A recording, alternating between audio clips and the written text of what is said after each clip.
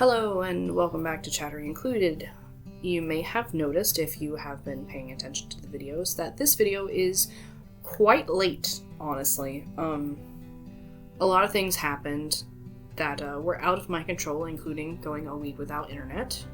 I also am having to re-record this audio, not fun. And it feels like every time I sit down to do this is my fourth or fifth time restarting recording because something new pops up every time. And I would love to say this is the first time something like this has happened, but it's pretty common actually for me. So I'll come back to that, but for now, I just wanted to say goodbye to the spooky season. October has ended. Fall is more or less coming to a close as December rises and Mariah Carey emerges from her cave. So I just wanted to do a nice little speed paint, saying goodbye to the chaos and emotions and roller coaster that was October. And I was really hoping for a quiet, peaceful November where there was nothing that would go wrong, no chaos, no stress. But I forgot I absolutely hate myself. I decided I was going to participate, yet again, in National Novel Writing Month. I talked a little bit about this in a previous video leading up, because I did always plan to do it, but maybe one year I'll take a year off. But that year is not this year, so like a moron, I dove headfirst into my writing process, and I thought it might be nice to share a little bit of my NaNoWriMo experience with anyone listening. For literal years now, ever since I lived in my mom's house, it did not matter what was going on around me. If I decided I was going to close my bedroom door and sit down and put on some headphones, get a snack and a drink, and start to write, literally the moment I open my document, someone will need something. And it's usually my mom, especially when I was living in her house. She would come in and be like, "Hey, I need stuff." I'd be like, "Okay, well, guess I'm not gonna write now." But even moving out of her house now for several years, it still happens. While it was her a lot, it is not always her. It's friends, family, significant other, cat sometimes. It just doesn't end. And sometimes they're not even physically here, so sometimes I just sit down and open my document and somebody calls, or no one's needed me for 2 days, so I think it's safe to sit down and write, and bam, there they are knocking on my door unannounced. It is exhausting, but in the best kind of way. You may be asking what NaNoWriMo is. NaNoWriMo, National Novel Writing Month, or just Nano, which is how I usually refer to it, is exactly what it sounds like. It's a month of writing. The goal is to acquire 50,000 words in the single month of November.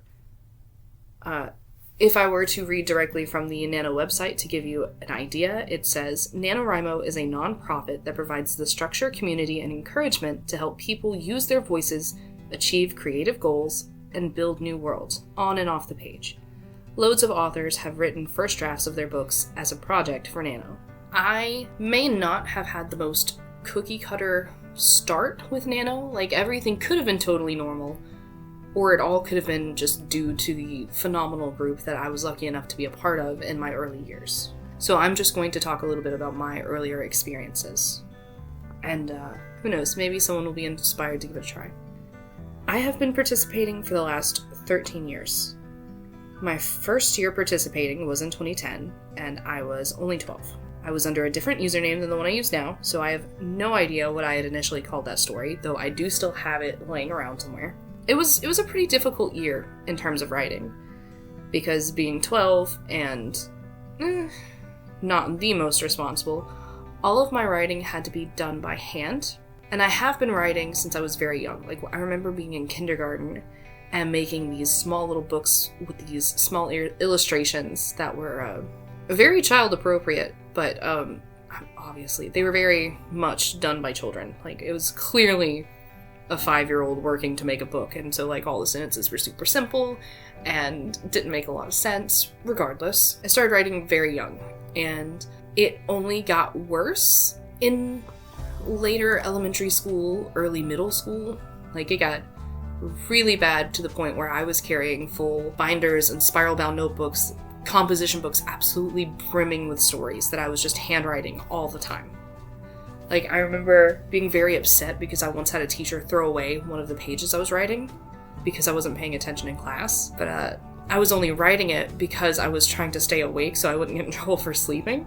Part of my coping with how bored I got during school was just to write. So when Chen and their mom told me about National Novel Writing Month and how they were meeting up with a group to start writing their novels, I was really excited. But, as I said, I had to handwrite everything. So I was going into a group with a few teenagers, mostly adults, and Chen, who all had laptops. And we would sit in a cafe, which has since closed down. Very sad. They would sit there and they would write. It was pretty awesome. They would chat to each other about their story ideas or their characters, and they would bounce ideas back and forth. It was really, really neat, very special to me, a very valuable experience. So at these write-ins, we would chat, obviously, but our municipal liaison, our leader, had given us these name badges, right? I think she may have actually given them to us at the kickoff party prior to November starting, but she gave us these folders full of lots of writing resources and these name badges. And on the name badges, it had our group name, like our writing community, where we could be found on the NaNoWriMo website. It had a spot for us to write in our real name, our author name / NaNoWriMo website username, and then I don't remember if the first badge, I would have to look. It's hidden somewhere. I would have to look to see if it had a spot for our story title. But you could unfold it and it was like a bingo card. So if you accomplished all the little things on the bingo card, you got to reach into the prize box and get a little prize, and it was so fun to see a bunch of adults get so excited when they got to reach into the prize box and pull out like a Squinky, those little tiny Polly Pocket microplastic squeezables. Everyone was so excited. They kept like bragging about which Squinkies they were getting. It was hilarious. A few of the things that were on that card were like, meet this word goal, accomplish this many words in one sitting, this many words in a weekend, take a day off for self-care, so don't write for one day. Use the traveling shovel of death, which confuses people when they come in, apparently. It's just what it sounds like. It started eons ago in the Nano forums where someone used a shovel to kill someone, and then somebody else was challenged to do the same, and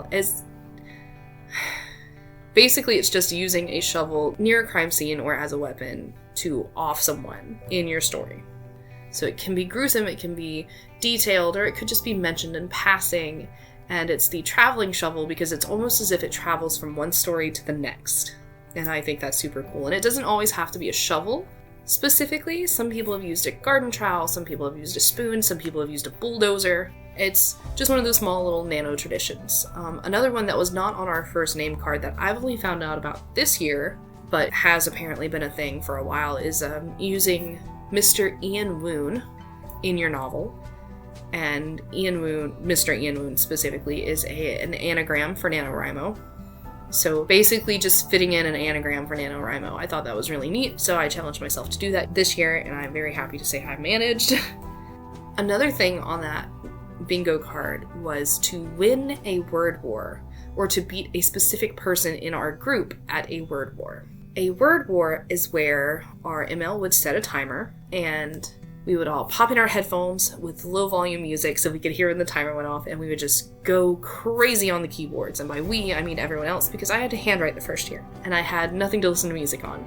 So I just got to hear the clickety-clack of people typing away to their heart's content. And it was like comparable to listening to horses starting a race, just galloping for their lives. It was just little fingers galloping across keys. Essentially, once the timer went off, everybody would highlight their portion, and they would see how many words they had written, and whoever won got a prize, usually a Squinky or a chocolate or something like that. But there was one person in this group who was a teenager at the time that was notorious for absolutely obliterating everyone else at these word wars, right? And she was so infamous for this that they eventually put beating her in a word war as an accomplishment on the bingo cards.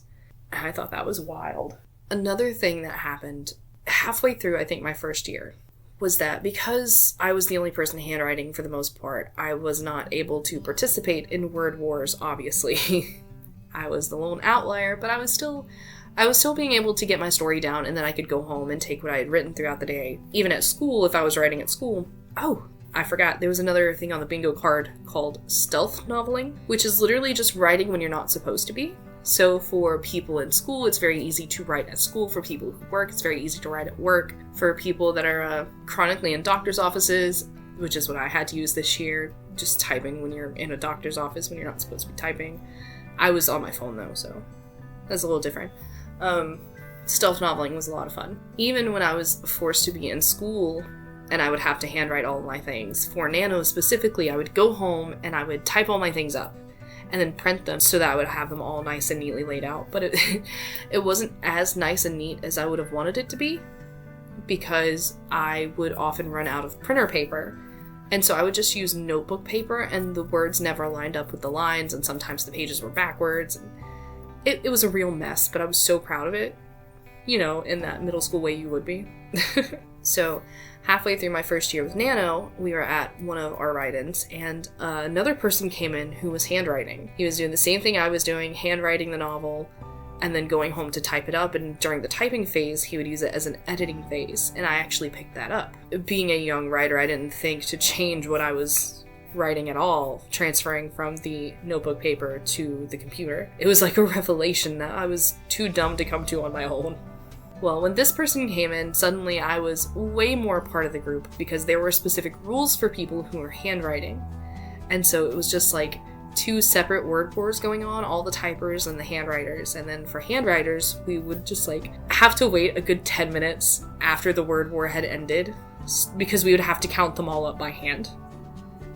And so it was a lot of math, and I'm really bad at math, but that was the one time where I was very, very on top of it. Like, I wanted to do well, and I wanted to count everything correctly, because if I was going to win, I wanted to win by merit, not by lying. So it was a lot of fun to actually be able to participate with someone who was also handwriting. But after a few years with that group, we eventually fizzled out.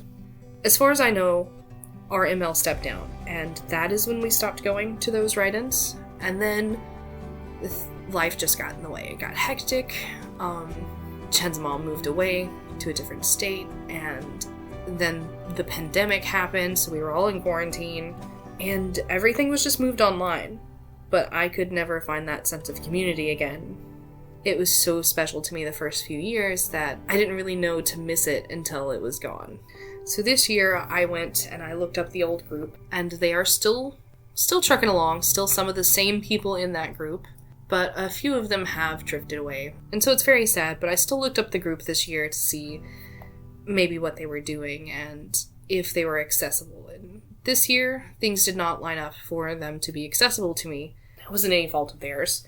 But they do have a new ML, and I am nervous, but I still think next year I'm going to try and meet up with them again. In lieu of that sense of community, I have my own little tiny writing troupe. We are very unofficial, just a few people trying to find a small, pleasant space to write. I try to do things for our little troupe that our ML did for us my first few years of Nano, like encouraging word wars over Discord, or instigating write-ins, or creating name badges with little challenges on them so everyone can challenge themselves too. I think one of the traditions that I have stuck with very heavily is Chen and I have gotten together every Halloween night, and we have waited for midnight to strike for November 1st to tick on second one, and we start writing. Like, we just go crazy to try and build as much bulk as possible in that first night, so if we get behind on any other day, at least we had a bit of a backlog. And this year it was not able to be in person, unfortunately. It was over Discord. You may be wondering, is it really that difficult to get 50k in a month? And the answer can be yes, and it can be no. There are years when I can't break 10,000 words for the entire month. But then again, there are years where I can almost triple the word goal without even breaking a sweat. Honestly, it just depends. Like, how manic am I in this writing? How in love with the story? How much have I been able to soundboard? And it also comes down to a question of how much have I actually thought about it? You have to be careful to avoid writer's block and burnout and making too many commitments that you can't stick to. But I encourage everyone to try participating in NaNoWriMo. It's scary and exhilarating. I think that's going to do it for today. Thank you for dropping by and listening to me ramble. Don't forget to leave a like, subscribe, or check out the channel for more videos like this one. And thank you for listening. I hope to see you in the next one. Bye-bye!